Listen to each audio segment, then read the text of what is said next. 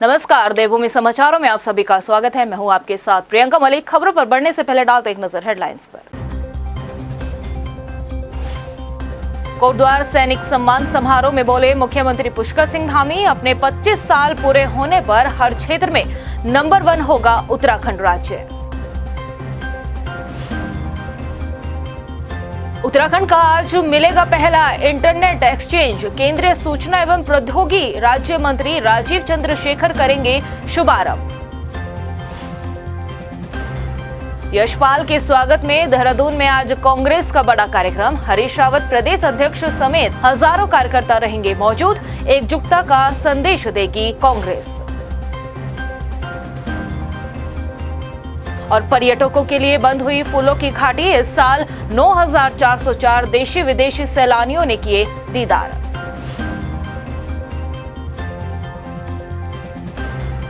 Headlines के बाद bulletin अब विस्तार से। कोटद्वार पहुंचे मुख्यमंत्री पुष्कर सिंह धामी ने सैनिक सम्मान समारोह में शिरकत की, जहां उन्होंने पूर्व सैनिकों, सैनिक परिवार और वीरांगनाओं को सम्मानित किया। इस मौके पर सीएम पुष्कर सिंह धामी ने कहा कि प्रधानमंत्री नरेंद्र मोदी के नेतृत्व में देश के सैनिकों का आत्मविश्वास बढ़ा है और पीएम मोदी होली, दिवाली जैसे कार्यक्रम वीर सैनिकों के साथ ही मनाते हैं। इस मौके पर मुख्यमंत्री पुष्कर सिंह धामी ने प्रदेश सरकार के जरिए राज्य हित के लिए किए जा रहे कामों को भी जनता के समक्ष रखा और कहा कि राज्य अपने 25वें साल में शिक्षा, पर्यटन, परिवहन, ऊर्जा, उद्योग समेत सभी क्षेत्रों में देश का पहला नंबर का राज्य बनेगा। उत्तराखंड में आज प्रदेश का पहला इंटरनेट एक्सचेंज खुल जाएगा। केंद्रीय सूचना एवं प्रौद्योगिकी राज्य मंत्री राजीव चंद्रशेखर इसका उद्घाटन करेंगे। इससे राज्यसभा सांसद और भाजपा के राष्ट्रीय मीडिया प्रभारी अनिल बलूनी की कोशिशें आज धरातल पर नजर आएंगी। इसके तहत देहरादून में प्रदेश का पहला इंटरनेट एक्सचेंज खुलने जा रहा है। पिछले दिनों राज्यसभा सांसद अनिल बलूनी ने केंद्रीय आईटी राज्य मंत्री को उत्तराखंड में इंटरनेट एक्सचेंज खोले जाने का प्रस्ताव रखा था।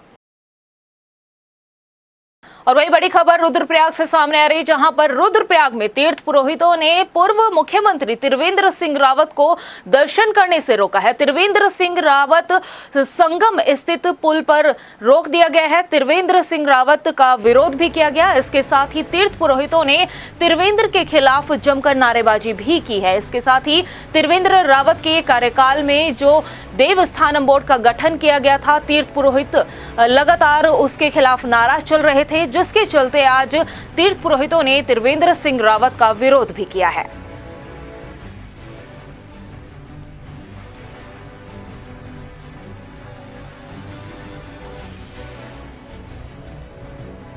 और अब बढ़ते अगली खबर की ओर। देहरादून स्थित कांग्रेस के प्रदेश मुख्यालय में यशपाल आर्य के आवागमन को लेकर भव्य स्वागत कार्यक्रम की तैयारी की गई है। उनके स्वागत कार्यक्रम में हजारों की संख्या में कांग्रेस कार्यकर्ता मौजूद होंगे।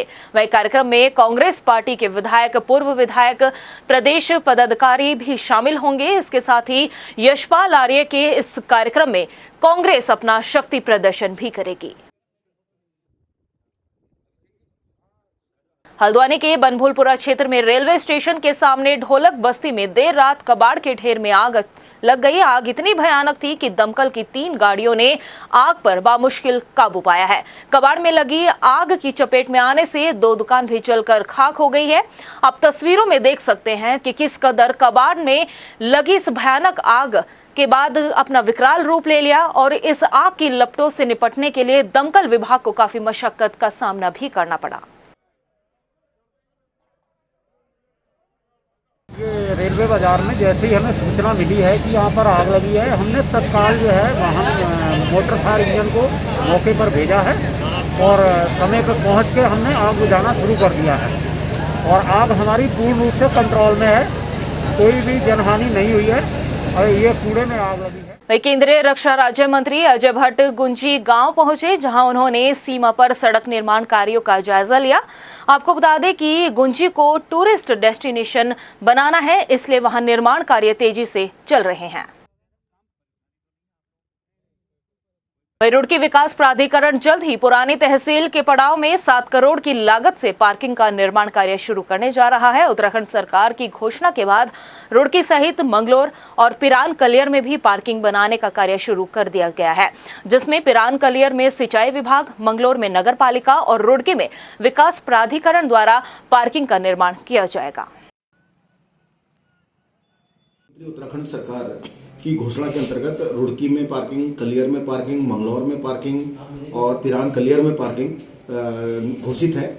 उस निर्माण की प्रक्रिया में जो है हमारे जो मंगलौर है, मंगलौर में पार्किंग का जो निर्माण कार्य है वो जो स्वयं नगर पालिका द्वारा बनाया जा रहा है, और जो पिरान कलियर में है पार्किंग, वो पार्किंग जो है तो हमारे जो है उत्तर प्रदेश की सिंचाई विभाग की शासनादेशों के कारण जो है थोड़ा सा मामला अभी चल रहा है। विश्व प्रसिद्ध फूलों की घाटी पर्यटकों के लिए बंद कर दी गई है। रविवार को नंदा देवी राष्ट्रीय पार्क के अधिकारी और कर्मचारियों ने घाटी में पर्यटकों की आवाजाही पर रोक लगा दी है। अब घाटी के दीदार के लिए सैलानियों को अगले साल तक का इंतजार करना होगा। हर साल फूलों की घाटी 1 जून को खोली जाती है, लेकिन इस साल कोरोना संक्रमण के कारण 1 जुलाई से देशी विदेशी पर्यटकों के लिए फूलों की घाटी खोली गई थी।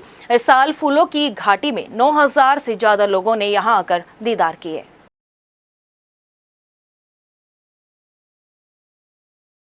वहीं रुड़की के पिरान कलियर पहुंचे आम आदमी पार्टी के वरिष्ठ नेता कर्नल अजय कोठियाल आम आदमी पार्टी की तिरंगा यात्रा में शामिल हुए, लेकिन इससे पहले कर्नल कोठियाल ने साबिर साहब की दरगाह पर चादर भी चढ़ाई। इस मौके पर कर्नल अजय कोठियाल ने बीजेपी और कांग्रेस पर जमकर निशाना साधा। उन्होंने कहा कि भाजपा और कांग्रेस एक ही सिक्के के 2 पहलू है। दोनों पार्टियों ने राज्य हित में कोई काम नहीं किया।